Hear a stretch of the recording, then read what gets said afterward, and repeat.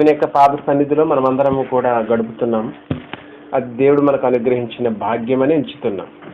ప్రియులారా, మరి 2 అధ్యాయాలు మనం ముగించుకోగలిగాం దేవుని యొక్క చిత్తమును బట్టి. 3వ అధ్యాయాన్ని ఈ రోజు నుంచి మనము ధ్యానం చేయబోతున్నాము.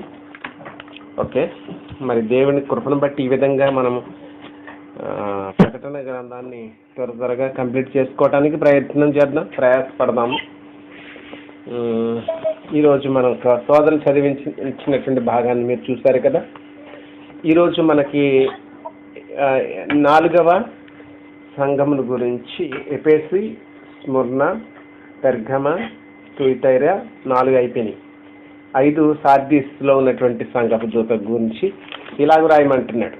ఓకే, 5 సంఘాలు, 5వ సంఘం ఈరోజు అంటే ఆ పట్టణంలో ఉన్నటువంటి సంఘాన్ని గురించి మాట్లాడుతున్నాడు. ఈరోజు సార్దీస్ని గురించి మనం నేర్చుకోబోతున్నాము. ముందు పట్టణాన్ని గురించి కొంచెం వివరణ మీకు ఇస్తాను. దయచేసి పట్టణాన్ని గురించి కొన్ని విషయాలు మీకు నేను జ్ఞాపకం చేస్తాను. తదుపరి మనము సంఘాన్ని గురించి తదుపరి ఈ యొక్క వాక్య వివరణ కూడా మనం గ్రహిద్దాం. సార్దీసు అనేది ఇది అతి ప్రాచీనమైనటువంటి పట్టణం. ఏషియన్ మైనర్లో ఇది చాలా ప్రాచీనమైనటువంటి పట్టణం. రోమా సామ్రాజ్యానికి ఇది ఒక గొప్ప పెద్ద పట్టణమే. ఇది విలాసవంతమైనటువంటి పట్టణం కూడా. స్వయం పరిపాలన కలిగి ఉన్న పట్టణం. క్రోసియస్ అంటారు. క్రోసియస్ రాజు దీనిని పరిపాలన చేశాడు. రోమా చట్టాన్ని కూడా ఇక్కడ అమలు చేయటం జరిగింది. ప్రియులారా, ఈ పట్టణము పర్వతం మీద కట్టబడింది. ఈ పట్టణం ఎక్కడ కట్టబడిందంటే ఒక పర్వతం మీద ఉంటుందన్నమాట. ఈ పర్వతం దిగువన బంగారపు ఇసుక నది ప్రవహించుచూ ఉండేదట. పట్టణం దిగువన ఈ బంగారపు ఇసుక వలన క్రోసియస్ రాజు బహుధనవంతుడైపోయాడు. అక్కడ నాణెములు ఉన్నాయి చూసారా, నాణెములు ఇప్పుడు మనం వాడుతున్నాం కదా. 5 రూపాయల కాయిన్స్ ఉంటాయి కదా, 10 రూపాయల కాయిన్స్ ఉంటాయి కదా. ఈ నాణెముల ముద్రణ ప్రాచీన ఆసియాలో ఆరంభించబడింది. అధికారపూర్వకమైనటువంటి పట్టణం ఇది. ఆ నాణాలు తయారు చేయటానికి అధికారం పొందినటువంటి పట్టణం. ఇక్కడే మొట్టమొదటిగా నాణాలు తయారు చేస్తారు. ఇక్కడ ఉన్ని పరిశ్రమ అనేది కూడా ఉంది. ధనవంతమైనటువంటి వర్తక పట్టణం ఇది. ఎందుకంటే మిగిలిన పట్టణాలతో కలిసి దీనికి రోడ్డు వ్యవస్థ ఎక్కువగా ఉంది కాబట్టి బిజినెస్ ఎక్కువగా ఉండేదన్నమాట. ఇక్కడ సిబిలే అనే దేవతను పూజ చేస్తూ ఉంటారు, ఆరాధిస్తూ ఉంటారు. పారసీక దేశపు రాజు కోరేషు ఉన్నాడు కదా. ఆ కోరేషు ఒకసారి ఈ పట్టణాన్ని పట్టుకున్నాడు. ఈ పట్టణాన్ని పట్టుకున్నప్పుడు 120 కోట్ల రూపాయలు విలువ చేసేటటువంటి నాణెములను ఈ పట్టణంలో నుండి అతను తెచ్చేశాడు. అంటే చూడండి, నాణ్యాలకు ప్రసిద్ధి ఇది. 120 కోట్ల రూపాయలు అంటే ఆ రోజుల్లో చూడండి, క్రీస్తుకు పూర్వం 586 ఆ ప్రాంతం. 120 కోట్లు విలువ చేసే నాణ్యాలను అక్కడ నుండి తీసుకుని వచ్చేసాడంటే ఎన్ని నాణ్యాలు ఉండి ఉంటాయి సరే. నాణ్యాల ముద్రకు ఇదే ప్రథమ స్థానం అనమాట, సార్దీస్. అయితే సార్దీస్లో ఉన్నటువంటి ప్రజలకి కానీ రాజుకు కానీ, ఈ రాజు పేరు మీకు చెప్పాను కదా, క్రోసియస్. ఇతనికి కానీ సెల్ఫ్ కాన్ఫిడెన్స్ అనేది ఎక్కువ అనమాట. సెల్ఫ్ కాన్ఫిడెన్స్ కాదు, ఓవర్ కాన్ఫిడెన్స్ అనాలి దీన్ని. ఓవర్ కాన్ఫిడెన్స్ అంటే ఏంటి తెలుసా? తమ మీద తాము నిలదొక్కుని మమ్మల్ని ఎవడు ఏం చేయలేడు అనేటటువంటి ఆలోచనతో ఉన్నారు. ఎందుకంటే మా పట్టణం పర్వత శిఖరం మీద కట్టబడింది కదా. ఆ పర్వత శిఖరానికి ఏటవాలుగా ఉండేటటువంటి రహదారులు, అంతేకాకుండా నునుపైనటువంటి రాతి శిలాపలకలు వీళ్ళు కలిగి ఉన్నారు కాబట్టి మా పట్టణం గుండా ఎవడైనా రావాలంటే ఏటవాలుగా రావాలి కాబట్టి ఎవడు కూడా మమ్మల్ని ఏమి చేయలేడు అనేటటువంటి ధీమాతో వీళ్ళందరూ ఉండిపోయారు. ఇరుకైనటువంటి రోడ్డు రహదారి మట్టి మార్గం గుండా వీళ్ళ యొక్క పట్టణానికి ఎవరైనా రావాలంటే ఇరుకైనటువంటి మార్గంలోంచి రావాలి. ఎత్తైనటువంటి ప్రాకార శిఖరానికి ఎక్కాలి. అటువంటిప్పుడు కొద్ది మంది చేత ఈ పట్టణాన్ని ఎవరైనా జయించడానికి వస్తే, పట్టణం మీదకి వస్తే కొద్ది మంది సైనికుల చేత వారిని తిరిగి కొట్టొచ్చు అనే ధీమాతో వీళ్ళు ఉండిపోయారనమాట ఈ పట్టణాన్ని. అంతేకాదు ప్రకృతి సిద్ధమైనటువంటి శిఖరాలు కాపుదలుగా ఈ పట్టణంలోకి ఉన్నాయట. చుట్టూ కూడా శిఖరాలు ఉండే, మనకు కూడా తూర్పున బంగాళాఖాతం ఏదో చదువుతూ ఉంటాం కదా, హిమాలయ పర్వతాలు ఎన్నో ఉన్నాయని, భారతదేశానికి కొంచెం సేఫ్ ప్లేస్లో ఉందని, కొంచెం షెల్టర్గా అవి మనకు హద్దుల్లో ఉన్నాయని మనం చదువుకుంటూ ఉంటాం కదా, ఎల్లలు అంటాం. కాబట్టి ఈ విధంగా దీనికి కూడా ఏముందంటే ప్రకృతి సిద్ధమైనటువంటి కాపుదల ఉంది. అంతేకాదు మట్టి రోడ్డులు కూడా కలిగి ఉంది. అందుకని ఎవరు కూడా మా పట్టణాన్ని జయించలేరు అనేటటువంటి ఓవర్ కాన్ఫిడెన్స్ ఈ ప్రజలది, రాజుది కూడా. కానీ దీని మీదకి ఒకసారి కోరేషు యుద్ధానికి వస్తాడు. కానీ ఇక్కడ ఉన్న రాజు ఏమనుకుంటాడంటే నేను కోరేష్ను కూడా జయిస్తాననే కలలుగా అంటూ ఉంటాడు అనమాట. కోరేష్ నిజంగా యుద్ధానికి వస్తాడు ఈ పట్టణం మీదకి, సార్దీస్ పట్టణం మీదకి. వచ్చినప్పుడు ఏం జరుగుతుంది అంటే ఆ కోరేషు ఆ పట్టణానికి దారి కనుగొనడానికి చాలా ఇబ్బంది పడతాడు. ఆ పట్టణం అంటే ఆ పైన శిఖరం మీద కట్టబడింది పట్టణం అంతాని.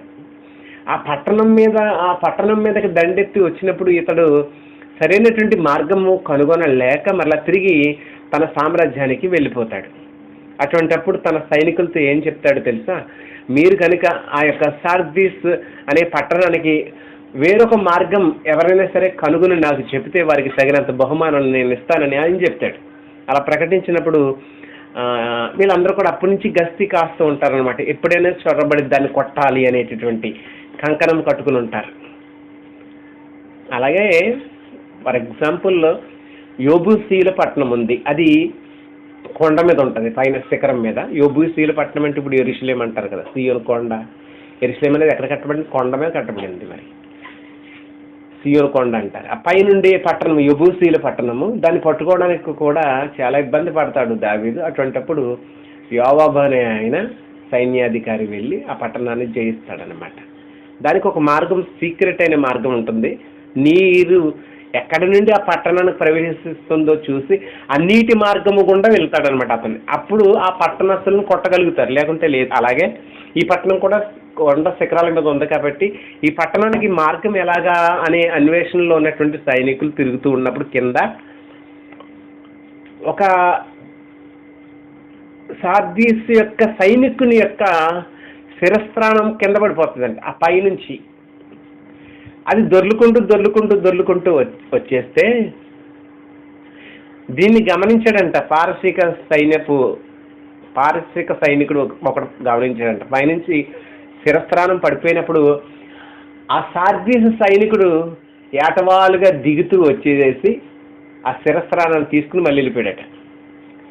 ఈ సంగతిని గమనించినటువంటి ఈ పారసీక రాజ్యపు సైన్యాధిపతి వెళ్ళి ఈ కోరేషుకు చెప్తే వాళ్ళు రాత్రి కాలం వెళ్ళి అదే మార్గంలో వారిని వెంబడించి కొడతారు. ఎందుకు వాళ్ళ మీదకి యుద్ధానికి వెళ్ళి ఎందుకు కొట్టగలిగారంటే సరైనటువంటి సెక్యూరిటీ వాళ్ళు పెట్టుకోలేదు. ఎందుకంటే మా మీదకి ఎవడొస్తాలే అనేటటువంటి ధీమాతో ఉండిపోయారు. ఈ విధంగా ఈ పట్టణాన్ని పారసీక దేశపు రాజు కొల్లగొట్టడం మనం చూస్తూ ఉంటాం. అయితే ఈ పట్టణం ఎప్పుడైతే పారసీకుల వశమైపోయిందో అప్పుడు ఈ పారసీకులు పాలిస్తూ ఉంటారన్నమాట ఈ యొక్క సార్దీస్ అనే పట్టణాన్ని. ఈ సార్దీసులు ఉన్నటువంటి పట్టణస్తులు ఏం చేయాలి అంటే యుద్ధాయుధాలు కానీ లేకుంటే వేరే మారణ హోమాలకు సంబంధించిన ఎటువంటిది కూడా తయారు చేయకూడదు. ఒకవేళ తమ పిల్లలకి ఏదైనా నేర్పించాలి అంటే సంగీతం నేర్పించవచ్చు, ఇంటి దగ్గర కూర్చుని, లేకుంటే సొంతంగా వాళ్ళు వ్యాపారం చేసుకోవచ్చు అనే వెసులుబాటు ఈయన కల్పించాడు. కాబట్టి పారసీక దేశపు రాజు ఇచ్చిన ఆజ్ఞ ప్రకారము అక్కడ ఉన్న వారందరూ కూడా ఎక్కువ వాయిద్య సంగీతాలు వాయించడం ఇటువంటివి చేస్తూ ఉంటారనమాట. అంతే, తన పిల్లలు కూడా అదే నేర్పిస్తూ ఉంటారు. ఎందుకంటే ఆయన హ్యాండ్ఓవర్లోకి వెళ్ళిపోయింది కాబట్టి ఈ రాష్ట్రం. ఓకే, ఆసియా పట్టణం ఉన్నటువంటి సార్దీస్ అనేటటువంటి ప్రాంతం.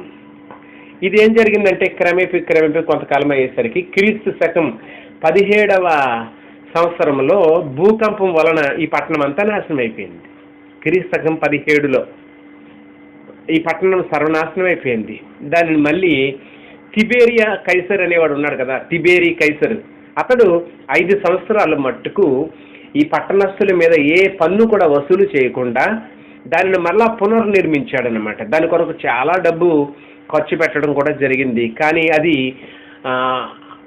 పూర్వపు స్థితిని మాత్రం పొందలేకపోయింది. ఇంతకు ముందైతే ఈ పట్టణం చాలా గొప్పగా విలాసవంతమైనగా ధనవంతమైనటువంటి వర్తక పట్టణంగా ఉన్నప్పటికీ కూడా ఇది కట్టిన తర్వాత దీనికి ఆ పూర్వపు వైభవం అనేది రాలేదు అనే సంగతిని గ్రహించాలి. వీళ్ళకి ఏంటంటే ఈ ప్రజలకి ఓవర్ కాన్ఫిడెన్స్ ఎక్కువ అనే సంగతిని మనం గ్రహిస్తూ ఈ యొక్క సార్దీస్ సంఘం యొక్క గుణగణాలు ఏంటో మనము చూద్దాం. దేవుడు దానికి పంపించినటువంటి ఉత్తరంలో ఏ సమాచారం ఉందో ఆ సంగతిని మనం గ్రహించగలుగుతాం ప్రియులారా.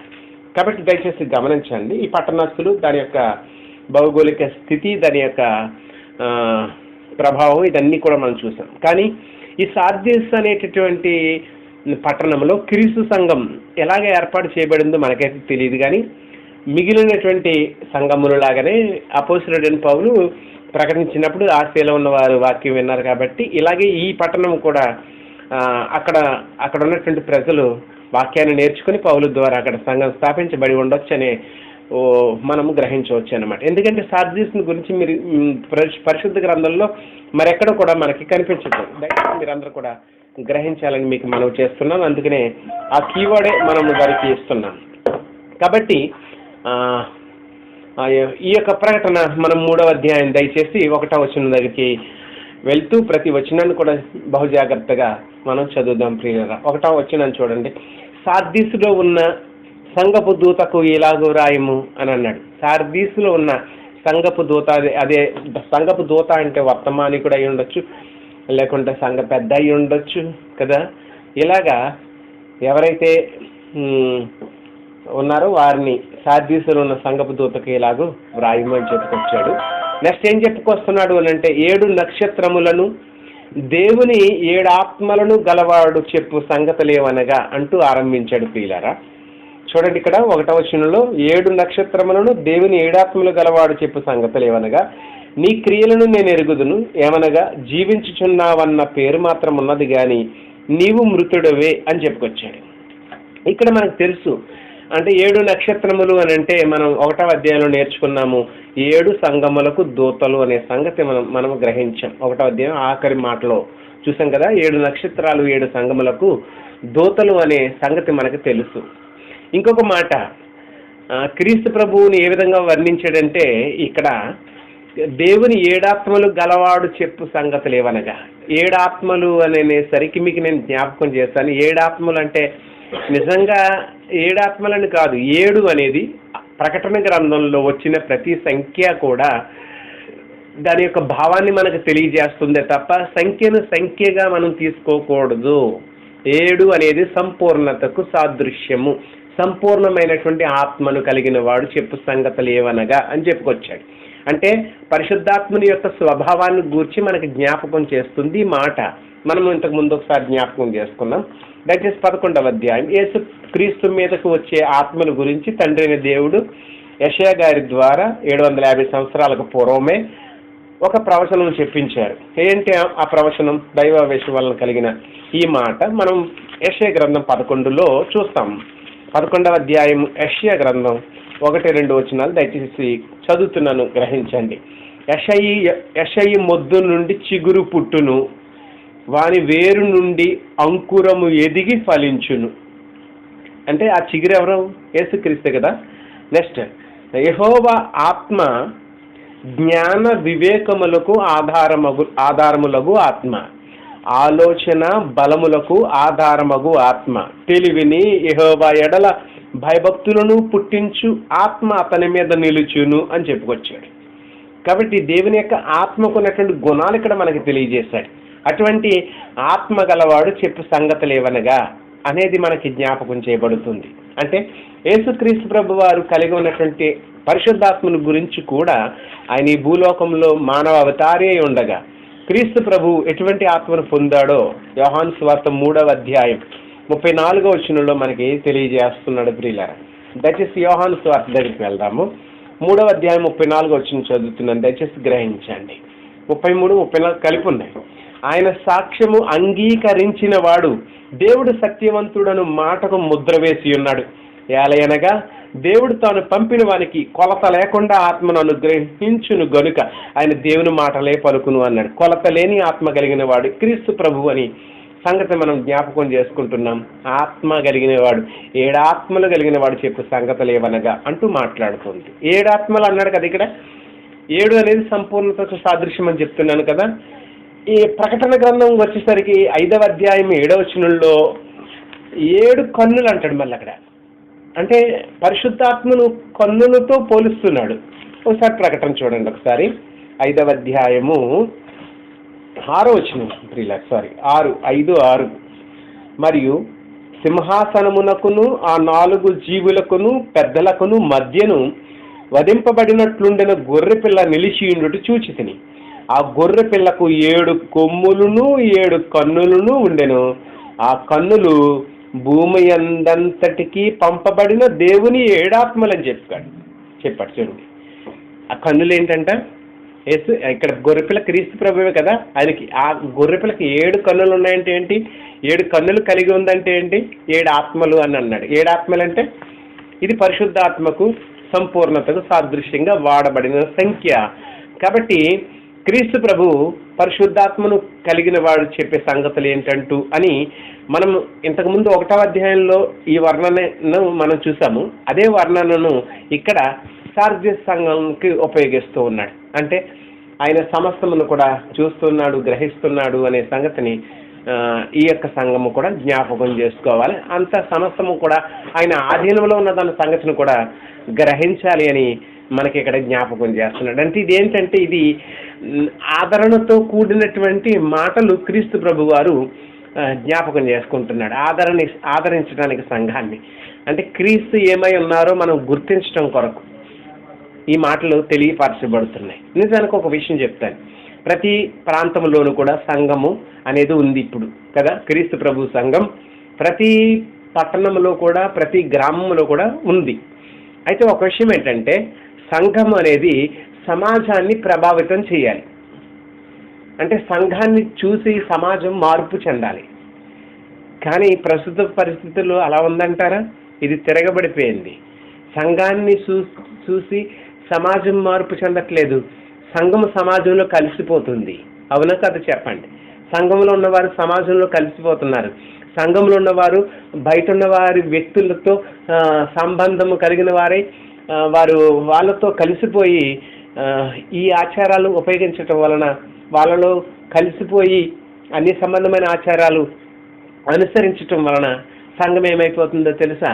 సంఘానికి ఉన్నటువంటి ఆ యొక్క గొప్పతనం తగ్గింపబడుతుంది. కారణం ఏంటంటే సంఘము సమాజాన్ని ప్రభావితం చేయలేకపోతుంది. మరి సంఘం ఏం చేయాలి? సంఘం సమాజం అంతటిని కూడా ప్రభావితం చేయగలగాలి. క్రీస్తు సంఘం ఉంది అని అంటే గుడ్డుగుడుల్లో మిగతా వాళ్ళందరూ కూడా క్రీస్తు సంఘాన్ని చూడాలన్నమాట. అందరూ కూడా అలా చూడగలగాలంటే అందులో ఉండే ప్రతి సభ్యుడు కూడా క్రీస్తులాగా జీవించాలి. అవునా? అలా జీవించగలిగిన నాడే సంఘము క్షేమాభివృద్ధి చెందుతుంది. అంతేనా? లేకుంటే ఏదో ఆదివారం వెళ్ళి మిగతా 6 రోజులు కూడా మిగతా అన్యులతో గడుపుతున్నాం కాబట్టి వాళ్ళ ఆచారాలు మునిగిపోతే ఇంకా వాళ్ళు ఆ సమాజం ఇంకెప్పుడు మారుతుంది? కాబట్టి మార్పు చెందడానికి అవకాశాలు ఉండవు ప్రియులారా. అలాగా ఇప్పుడు సంఘాన్ని గురించి మాట్లాడుతున్నాడు ఈయన, ఆదరించడానికి మాట్లాడుతున్నాడు. క్రైస్తవులను బలపరచడానికి సహాయం చేయటానికి పరిశుద్ధాత్మని ఏ విధంగా దేవుడు అనుగ్రహించాడో, పరిశుద్ధాత్మని దేవుడు ఏ విధంగా అనుగ్రహించాడో ఆ సంగతులు మనం జ్ఞాపకం చేసుకుంటాం. నిజమే కదా. యేసుక్రీస్తు పరిశుద్ధాత్మను కలిగిన వాడై చెప్పు సంగతులు ఏవనగా అంటూ మాట్లాడినప్పుడు ఇదే విధంగా ఎందరైతే క్రీస్తునందు బాప్తిసం పొందారో అటువంటి వారందరికీ కూడా సహాయముగా ఉండటం కొరకే పరిశుద్ధాత్మను కూడా ఇచ్చాడు కదా దేవుడు. మనకి పరిశుద్ధాత్మను కూడా ఇచ్చాడా లేదా?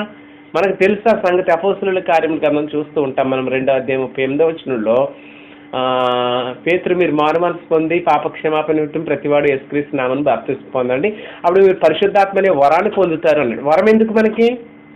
పరిశుద్ధాత్మ అనే వరం మనకెందుకు? 5వ అధ్యాయం 32 అపోస్తలుల కార్యం గ్రంథంలో చూడండి. అసలు ఎందుకు పరిశుద్ధాత్ముడు మనకు అనుగ్రహింపబడ్డాడు? పరిశుద్ధాత్మను కలిగిన వాడిగా క్రీస్తు ప్రభు ఎందుకు వర్ణింపబడుతున్నాడు ఇక్కడ? అపోస్తలుల కార్యం గ్రంథం 5వ అధ్యాయం 32వ వచనంలో దయచేసి గమనించండి ప్రియులారా. 32 మేమును దేవుడు తనకు విధేయులైన వారికి అనుగ్రహించిన పరిశుద్ధాత్మయు అన్నాడు. మేమును దేవునికి విధేయులైన వారందరికీ అనుగ్రహింపబడినటువంటి పరిశుద్ధాత్మ. ఎవరైతే దేవునికి విధేయత చూపిస్తారో వారికి పరిశుద్ధాత్మ అనుగ్రహింపబడతారు కదా. ఎందుకు పరిశుద్ధాత్ముడు అని అంటే రోమిలకు రాసిన పత్రికలో మనం 8:13, 8:14, 8:20 చూస్తాం. ఆ 3 విషయాలు చూడండి. రోమిలకు రాసిన పత్రిక దయచేసి తెరవండి, బైబిల్ అందరూ కూడా చూడండి, మీ ఇంటి చాలా జాగ్రత్తగా గమనించాలి. 8వ అధ్యాయం 11వ వచనము, మృతుల్లో నుండి యేసును లేపిన వాని ఆత్మ మీలో నివసించిన ఎడల మృతుల్లో నుండి క్రీస్తు యేసును లేపిన వాడు చావునకు లోనైన మీ శరీరమును కూడా మీలో నివసించున్న తన ఆత్మ ద్వారా జీవింపజేయను. ఎందుకంట పరిశుద్ధాత్ముడు? ఎందుకంట మనకు మన యొక్క ఆత్మను మనలను బ్రతికింపజేస్తాడు పరిశుద్ధాత్ముడు. మనం చనిపోయినప్పుడు మన శరీరాలను కూడా ఆయనతో పాటు లేపుతాడు అనే సంగతిని జ్ఞాపకం చేస్తున్నాడు. సరే జాగ్రత్త చూడండి. మృతుల్లో నుండి యేసును లేపిన వాని ఆత్మ మనలో నివసిస్తే, మీలో నివసించి, మృతుల్లో నుండి క్రీస్తు యేసును లేపిన వాడు చావునకు లోనైన మీ శరీరములను కూడా మీలో నివసించుచున్న తన ఆత్మ ద్వారా జీవింపజేస్తాడు. తన ఆత్మ ద్వారా జీవింపజేస్తాడు అంటే చనిపోయావన్న పేరు నీకు ఉందంటున్నాడు చూసారా. అంటే పరిశుద్ధాత్మను ధిక్కరించారనే సంగతి నాకు అర్థమవుతుంది. పరిశుద్ధాత్మను కలిగి ఉన్న వాళ్ళు చనిపోయినట్టు కాదు.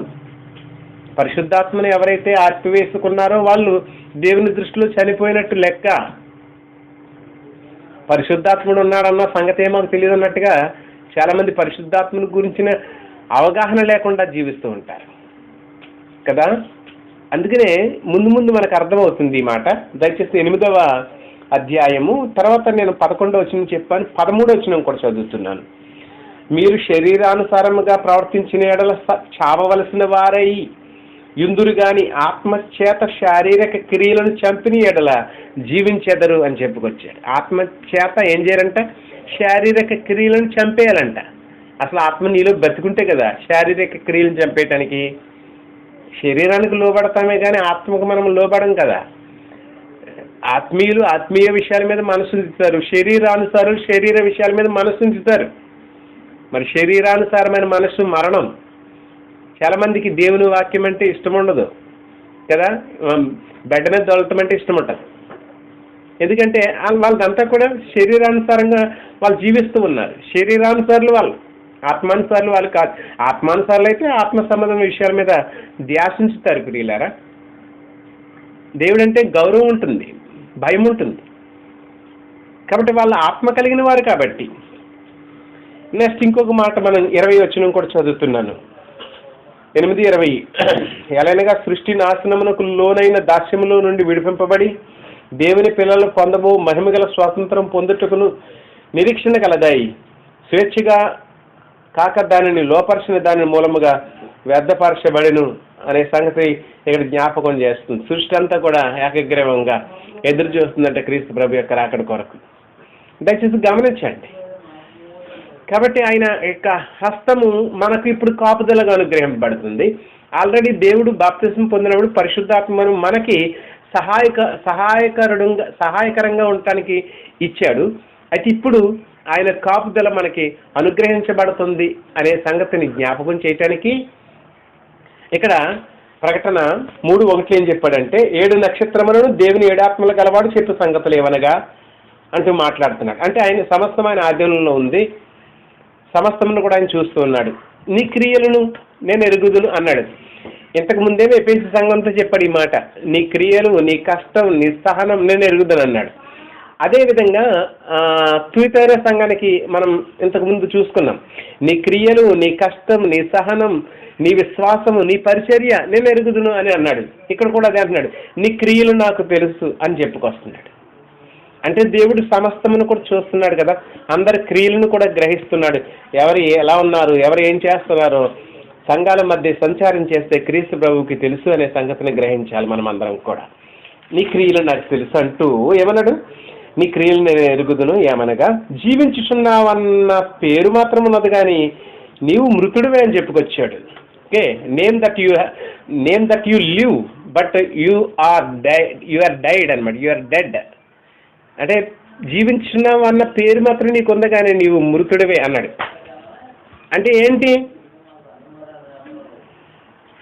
అంటే ఎఫెసీ కానీ స్ముర్న కానీ తమకు కష్టం వచ్చినప్పుడు కూడా ఆ కష్టాలు సైతం దేవుని వెంబడిస్తూనే ఉన్నారు. కానీ సార్దీస్ సంఘాన్ని గురించి ఏమన్నాడంటే యు ఆర్ డెడ్ అన్నాడు.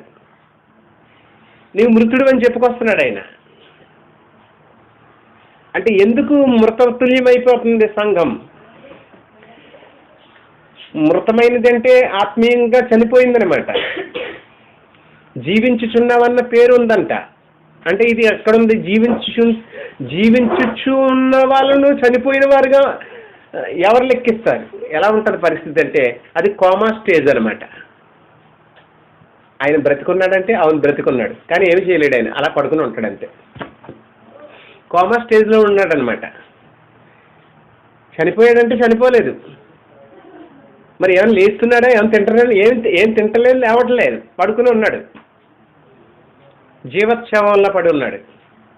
అంటే కోమా స్టేజ్లో ఉందన్నమాట. ఏంటి ఈ యొక్క స్మరణ సార్దీస్ సంఘం కదా. తిమోతికి రాస్తూ ఇటువంటి మాట ఒక స్త్రీని గురించి మాట్లాడాడు దేవుడు. 5:6 5వ అధ్యాయం 6వ వచనం. మొదటి తిమోతికి రాసిన మొదటి పత్రిక 5వ అధ్యాయం 6వ వచనము. సుఖభోగముల యందు ప్రవర్తించున్నది బ్రతుకుచుండి చచ్చినది ఎండును అన్నాడు.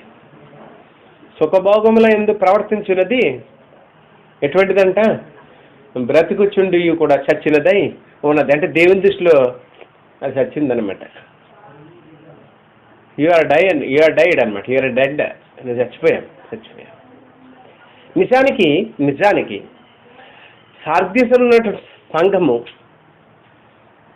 సంఖ్యలో బహుశా బాగుండే ఉండుంటుంది.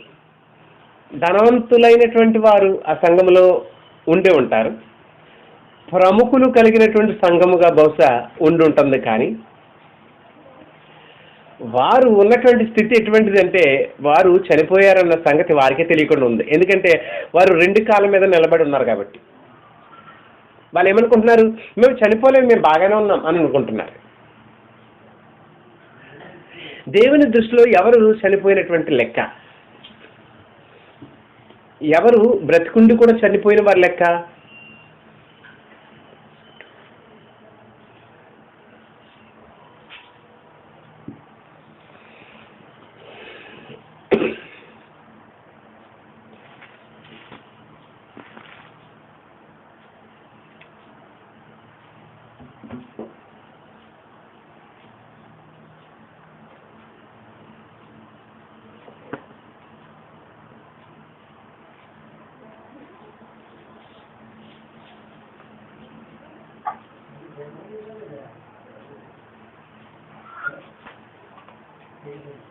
ఓకే, కంటిన్యూ చేస్తున్నాను.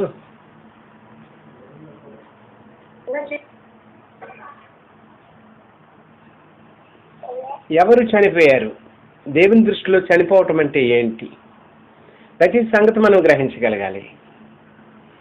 ఇప్పుడు ఒక మాట, యాకోబు రాసిన పత్రిక 2వ అధ్యాయం 26వ వచనంలో అంటాడు కదా, క్రియలు లేని విశ్వాసము మృతము అన్నాడు. క్రియలు లేని విశ్వాసం మృతం అంటే బహుశా ఈ సంఘము పేరుకు సంఘముగా ఉంది, కానీ అందులో ఏవి లేవన్నమాట, క్రియలు అనేవి లేవన్నమాట. అందుకని ఇక తర్వాత వచ్చిన వాళ్ళు ఏమన్నాడు తెలుసండి?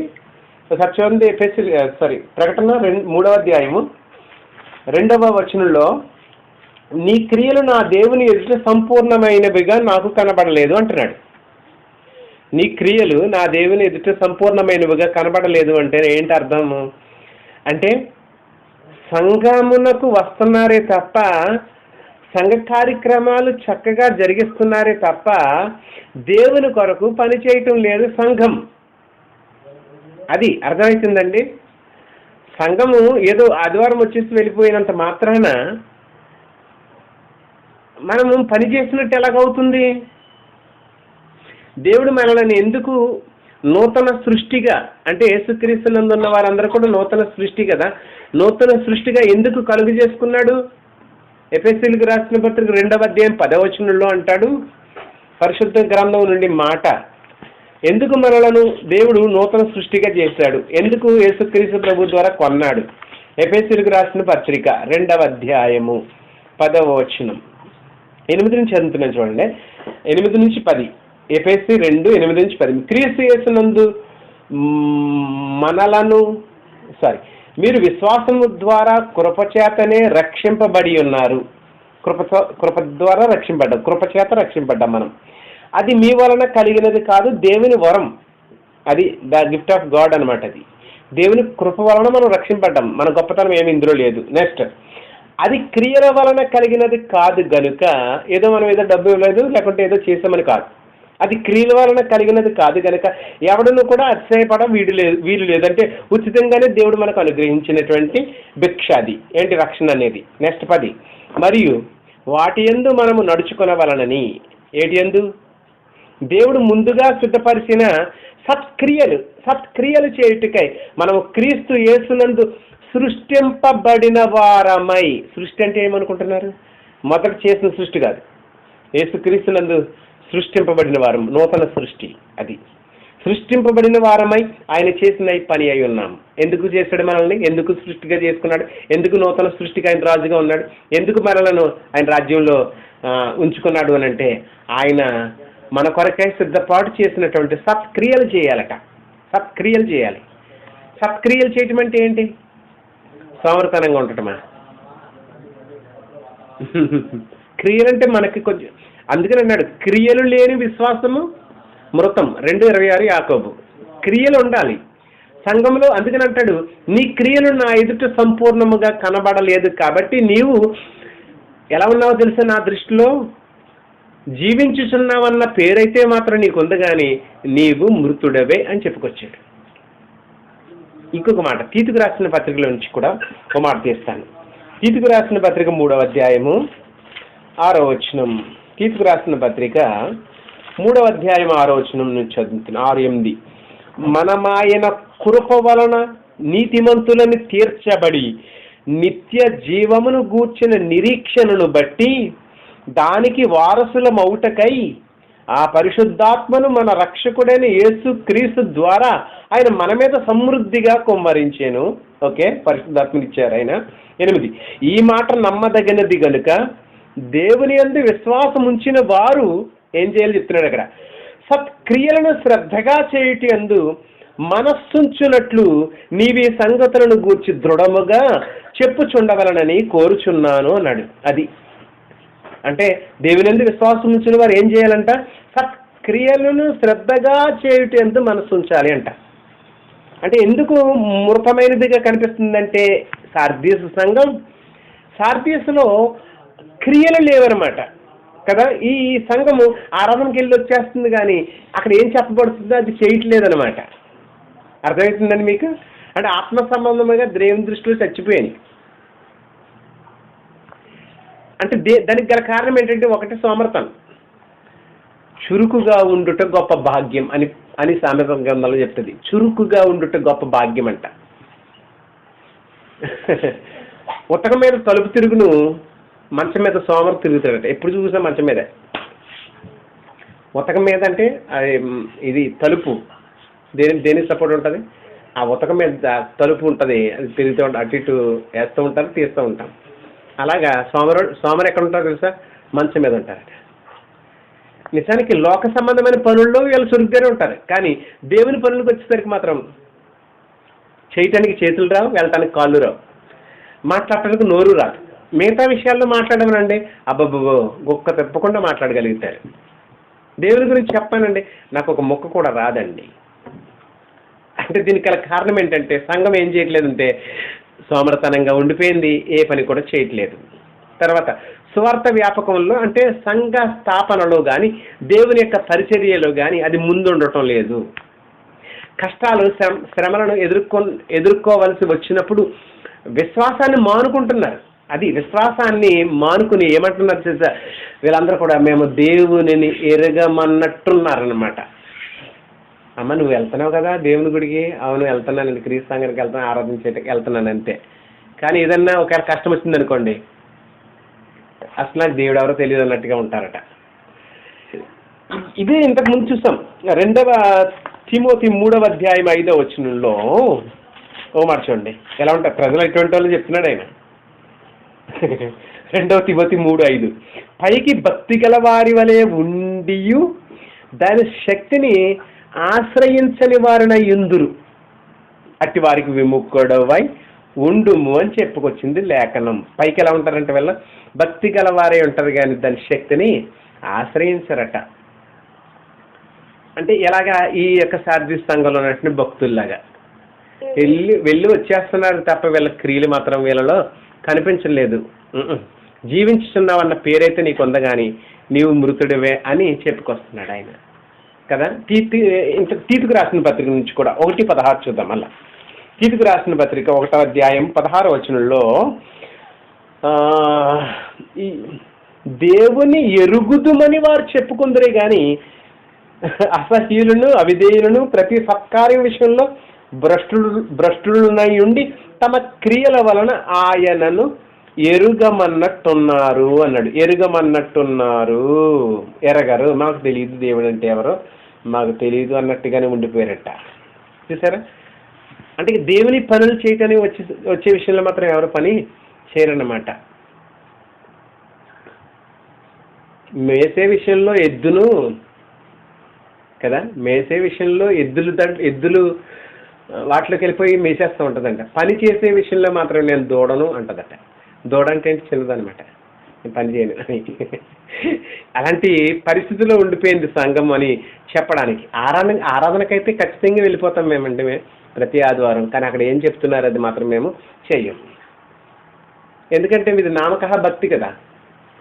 అందుకని ఇప్పుడు అదే చదివాను, దేవునిని ఎరుగుదుము అని చెప్పుకుంటున్నారు కానీ ఆయనను ఎరగమన్నట్టుగానే ఉన్నారు. ఇంకోటి, పైకి భక్తి గలవారే కనిపిస్తున్నారు కానీ దాని శక్తిని ఆశ్రయించిన వారినై ఉన్నారు అంటే బాధ్యత రాహిత్యం అనమాట. వీళ్ళకి ఆరాధనకు వెళ్ళి రావటం తప్ప ఇంకా దేవుని పనులలో ఏ మాత్రం కూడా పాలు పుచ్చుకోరు.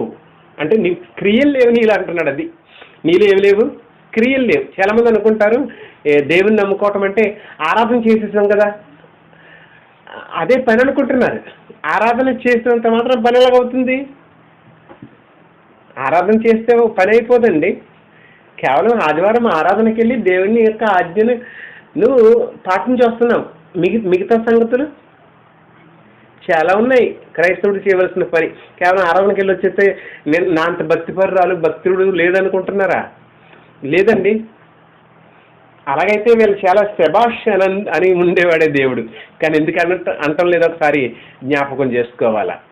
ఓకే, అయితే ఏం జరుగుతుంది అంటే వీళ్ళు పోరాటంలో విజయాన్ని పొందడానికి ప్రయత్నం చేయట్లేదు. బహుశా నేను అనుకుంటున్నాను సార్దీసులో ఉన్నటువంటి సంఘం ఆరంభంలో చాలా గొప్పగా ఉండొచ్చు, కానీ ఆ ఆరంభంలో చేసిన పని చాలు అని అనుకుంటున్నారు తప్ప దానిని కొనసాగించడం లేదు. భవిష్యత్ తరాలకు దానిని వారు తెలియజెప్పడం లేదు. దయచేసి గమనించండి. ఏదో మేమేదో గొప్ప చేసామని కాదు కదా. వాళ్ళు ఎలాగ ఉండాలంటే పాపముతో పోరాడి రక్తము కారునంతగా దేవుని కొరకు నిలవబడాలి. దేవుని రాజ్యంలో చేరాలి అని అంటే మనం అనేక శ్రమలను పొంది దేవుని రాజ్యాన్ని స్వతంత్రించుకోవాలి. అంతేగాని ఏ శ్రమలు లేవు, ఏ కష్టాలు ఉండవు. జస్ట్ అలాగెళ్ళిపోయి ఏదో 4 పాటలు పాడేసి ఒక కానుకేసి ప్రభురాత్రి భోజనం తీసుకుని వచ్చేస్తే చాలా గొప్ప సంగతి అనుకుంటున్నారా? ప్రభురాత్రి భోజనం తీసుకుంటున్నామంటే ఏంటి అర్థం తెలుసా? ఆయన వచ్చు మరణ పర్యంతం, ఆయన వచ్చే వరకు కూడా ఆయన యొక్క మరణాన్ని నువ్వు ప్రచురించాలి. ఆదివారం వెళ్ళి తీసుకుని వచ్చేస్తున్నావు, మరి ఎక్కడ ప్రచురిస్తున్నావు? దేవుని ఆజ్ఞను ధిక్కరించినట్టుగా మళ్ళీ ఆదివారం రెడీ అయిపోతున్నాం అంతే. ప్రభురాత్రి భోజనం క్రీస్తు సంఘం కదండి, అది ఉండాలంతే. అది ఏంటి ఆచారంగా తీసుకుంటున్నావు, అంతేగాని దాని యొక్క పరమార్థం నీకు అర్థం కాలేదు. మీరు దీనిని తీసుకుని తిన్నప్పుడల్లా ఆయన వచ్చే వరకు కూడా ఆయన మరణాన్ని ప్రచురణ చేయమని కింద మాటలు చదవట్లేదు మీరు. ఆయన మరణాన్ని ప్రచురణ చేయాలి. కానీ సంఘం ఏం చేస్తుంది? రొట్టె విరుస్తుంది. కానీ సార్దీసుల సంఘము పని చేయటం లేదు. వీళ్ళకి ఓవర్ కాన్ఫిడెన్స్. అదే అంటున్నాను నేను, వీళ్ళకి ఓవర్ కాన్ఫిడెన్స్ ఎక్కువ. కాబట్టి పాపముతో పోరాడేటప్పుడు రక్తము కారునంతగా పోరాడలేదు వీళ్ళ. కొన్ని సందర్భాల్లో పాపముతో పోరాడంటే అవసరం రక్తం వస్తుంది కూడా కదా. ఒకవేళ పాపం మీద మనకి మక్కువ కలిగిందనుకోండి, అది మనల్ని ఏలుబడి చేస్తుంది. సత్క్రియలు చేయమన్నాడు కదా, సత్క్రియ చేయకపోతే పాపం నీ వాకిట పొంచి ఉంటుంది. మీకు గుర్తొచ్చిందా? ఆదికాండం 4:7 ఉంటుంది అన్నమాట. చూడండి, సత్క్రియ చేయమని ఇంతవరకు మనం లేఖనాలు చదువుకుంటూ వచ్చాము. సత్క్రియ చేయమని. సత్క్రియలు చేయకపోతే ఏంటి? మంచి పనులు చేయకుండా ఏంటి? 4:7 చూడండి ఒకసారి. ఆదికాండం 4:7 నీవు సత్క్రియ చేసిన ఎడల తలనెత్తుకునవా? సత్క్రియ అంటే దేవుడు నచ్చే పని నువ్వు చేస్తే తలనెత్తుకుంటావు. సత్క్రియ చేయకపోతే వాకిట పాపం పొంచి ఉంటుంది, నీ ఎడల దానికి వాంచగలుగుతుంది. సత్క్రియ చేయకపోతే పాపం బయట పొంచి ఉంటుందట. కాబట్టి పాపంతో పోరాడాలి, పాపముతో పోరాడాలి. 10:32 ఉంటుంది హెబ్రీయులకు రాసిన పత్రిక. 10:32 కదా, చదవనా? హెబ్రీయులకు రాసిన పత్రిక 10:32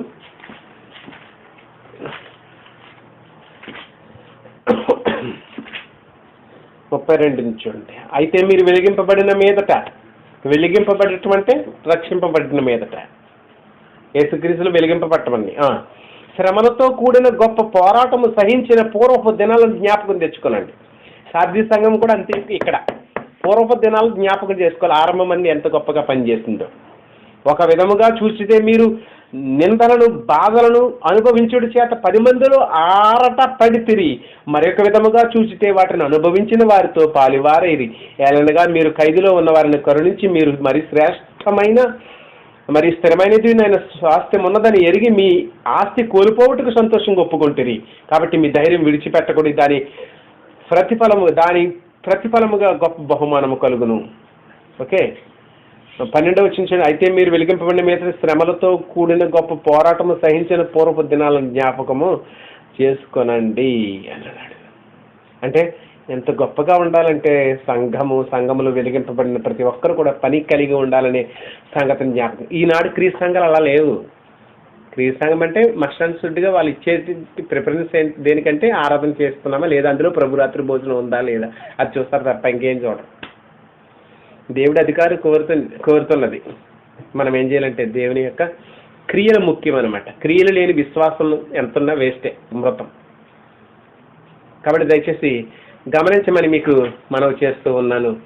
okay, for as the body without the spirit is dead, so also faith without work is dead అన్నాడు. Faith without work is dead అంటే విశ్వాసం లేని కదా, క్రియలు లేని విశ్వాసము మృతం అని చెప్పుకొచ్చాడు. కాబట్టి అంటే ఇక్కడ సంఘం ఏం చేస్తుంది అంటే వీళ్ళ పని చేయటం లేదు అని అర్థమవుతుంది. అంటే ఆత్మ సంబంధమైన సంగతుల కంటే వీరు భౌతిక సంబంధమైన సంగతుల మీద ఎక్కువ ధ్యాస ఉంచుతున్నారు అనిపిస్తుంది. దాని గురించే కదా ప్రకటన 3 ఒకసారి చూడండి. 3:17 ఏం చెప్పాడు? పక్కకు ఒక పేజ్ తిప్పండి. 3:17 ప్రకటన. నీవు దౌర్భాగ్యుడువు, దిక్కుమాలిన వాడవు, దరిద్రుడువు, గుడ్డివాడవు, దిగంబరుడు అయి ఉన్నావని ఎరుగక నేను ధనవంతుడును, ధనవృద్ధి చేసుకున్నాను, నాకేం కొదువు లేదని చెప్తున్నావు. కానీ దేవుని దృష్టిలో ఎలా కనిపిస్తున్నావు? దరిద్రుడు, దిక్కులేనివాడు, గుడ్డివాడు, దిగంబరుడు. కానీ మనకేమనిపిస్తుంది? నాకు అన్నీ ఉన్నాయి, నాకు ఏ లోటు లేదు, ఈ భూ సంబంధమైన వాటిని అన్నింటినీ కూడా నేను పోగేసుకున్నాను. కానీ దేవుని దృష్టిలో నువ్వేం సంపాదించుకోలేదు. దేవుడు ఏదైతే కోరాడో అది నువ్వు చేయట్లేదు. కానీ దేవుని దృష్టిలో వేరువాడువే. చాలా జాగ్రత్తగా గమనించమని మీకు మనవి చేస్తున్నాను ప్రియులారా. ఓకే, అందుకనంటే మొదట ఆయన రాజ్యాన్ని నీతిని వెతకండి, అప్పుడు అవన్నీ కూడా మీకు అనుగ్రహింపబడతాయి. మత్తయి 6:33. మొదట ఆయన రాజ్యాన్ని నీతిని వెతకాలి. వెతకమంటే ఏంటి? వెతకమంటే పని చేయాలి. వెతకమంటే పని చేయాలి కదా, పని చేస్తేనే కదా దొరుకుతుంది. వెతకాలంటే ఏంటి? ఇంట్లోకి వచ్చి ఇలా ఉంటే వెతికినట్ట బయటికి వెళ్ళి చెయ్యాలా పని? వెతకమంటే ఏంటి? వెతకాలి. దేవుని రాజ్యం అంటే ఏంటి?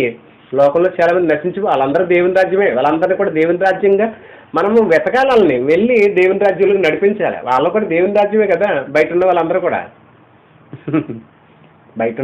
నాశనం అయిపోతున్నారు. దేవుని రాజ్యంగా ఉండాలనేది కదా ఆయన ఉద్దేశం అంతానే. కానీ వాళ్ళు ఏమైపోతున్నారు? నాశనం అయిపోతున్నారు. బయట ఎతకాలి, పట్టుకోవాలని దేవుని సన్నిధికి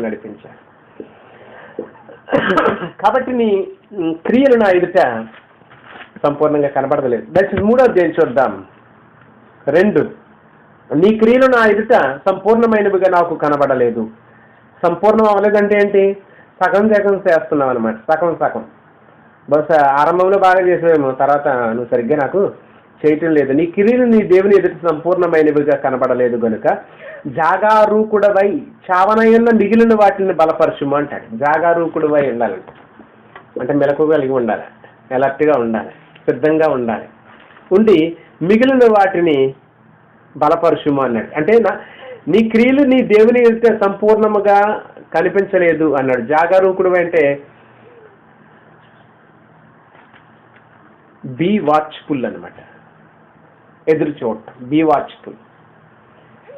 ఓకే, గొప్పగా ప్రారంభించారు కానీ విజయవంతంగా ముగించలేకపోయారు ఈ యొక్క సార్దీస్ సంఘం. ఎవరైతే మేము బలవంతులమని వాళ్ళు చెప్పుకుంటున్నారు, ఈ పట్టణస్థులు అలాగే ఉన్నారు కదా, మా మీదకి ఎవడు రాడు, మేము శిఖరం మీద ఉన్నాము, మమ్మల్ని ఎవడో కొట్టలేడు అంటున్నారు కదా. అలాగే వీళ్ళు కూడా అంతే. ఎవరైతే తమ సొంత బలం మీద ఆనుకుని ఆధారపడి ఉన్నారో వారు చాలా జాగ్రత్తగా ఉండాలి. ఎందుకంటే సాతాను తిరుగుతున్నాడు కదా, ఖచ్చితంగా వారిని కొట్టే అవకాశాలు ఉన్నాయి. కాబట్టి జాగరూకుడు అయి ఉండు, మెలకువ కలిగి ఉండు, బీ వాచ్ఫుల్ అన్నాడు. చాలా జాగ్రత్తగా ఉండు. వ్యక్తిగత రక్షణ మరీ ముఖ్యం. కాబట్టి సెల్ఫ్ కాన్ఫిడెన్స్ అనేది నీకు కావాలి. అంటే ఓవర్ కాన్ఫిడెన్స్ వద్దు, నీకు సెల్ఫ్ కాన్ఫిడెన్స్ అనేది అవసరం. ఓకేనా? కాబట్టి నీ యొక్క క్రియలు నా ఎదుట సంపూర్ణమైనవిగా కనిపించలేదంటే బహుశా ముందు వారు చేసిన పనులు నచ్చి ఉంటాయి, కానీ వచ్చే కొలది కూడా సంఘం ఏం చేస్తుందంటే తన క్రియలను కొనసాగించలేకపోతుందన్నమాట. ఓకే, ఆత్మ సంబంధమైన స్థితిలో నుండి మరి ఏం చేశారంటే పడిపోయిన స్థితిలో ఉండిపోయారు, అంధకార సంబంధమైన స్థితిలో ఉండిపోయారు. వారు దేవుని కొరకు పనిచేసేవారుగా లేకుండా పోయారు. అందుకనే ఎఫెసీయులకు రాసిన పత్రిక అంటాడు. ఎఫెసీయులకు రాసిన పత్రిక 5వ అధ్యాయము 14వ వచనాన్ని ఒకసారి గ్రహిద్దాం. ఎఫెసీయులకు రాసిన పత్రిక 5వ అధ్యాయం 14.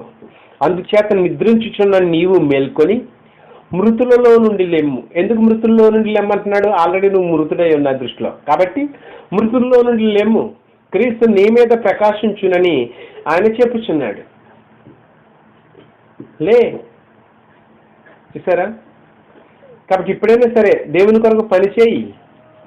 క్రియలు లేకుండా కేవలం ఆరాధనకి వెళ్ళి వచ్చేసినంత మాత్రాన నువ్వు దేవుని దృష్టిలో బ్రతికిన వారు కాదు. కాబట్టి పనిచేయి, దేవుని కొరకు ఆత్మలను సంపాదించు, దేవుని పరిచర్యలో ముందుకు కొనసాగు, దేవుని కొరకు పాపముతో పోరాడు, కష్టాలను ఎదుర్కో,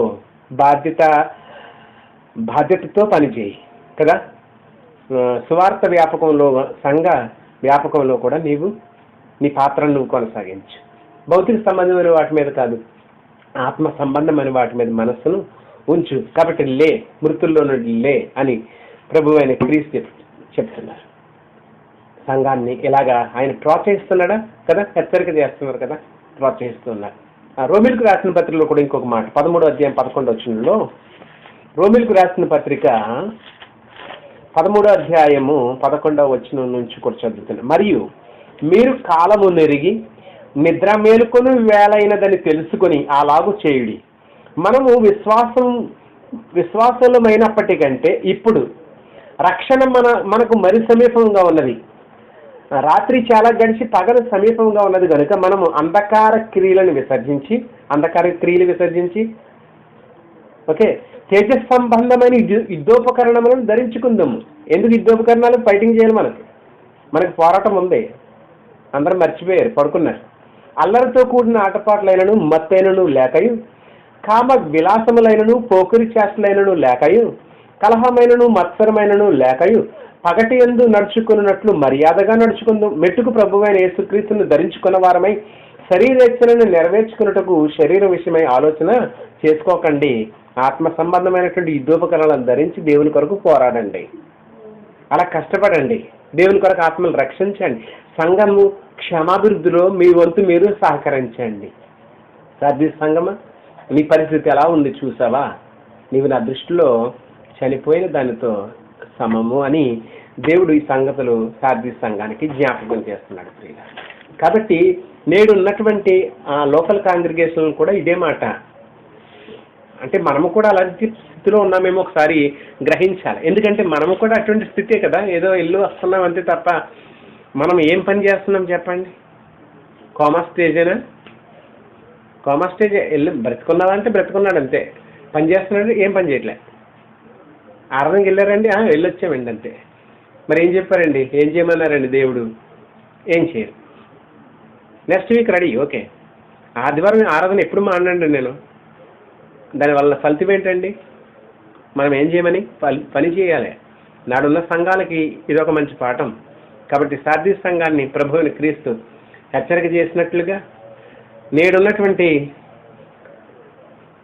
ఆధునిక సంఘాలకు కూడా ఈ హెచ్చరిక అనే సంగతిని మనమందరం కూడా గ్రహించి మనము మన వంతు ఎంతవరకు దేవుని పనులలో ముందుకు కొనసాగుతున్నామో పరీక్ష చేసుకుని ఈ సంఘానికి ఇంకేమి విషయాలు దేవుడు జ్ఞాపకం చేశాడో ఆ సంగతులు మళ్ళా రేపటి కాలం జ్ఞాపకం చేసుకుని దేవుని నామాన్ని మహింపరుద్దాం. ఇంతవరకు చక్కగా ఉన్న మీ అందరికీ వందనాలు.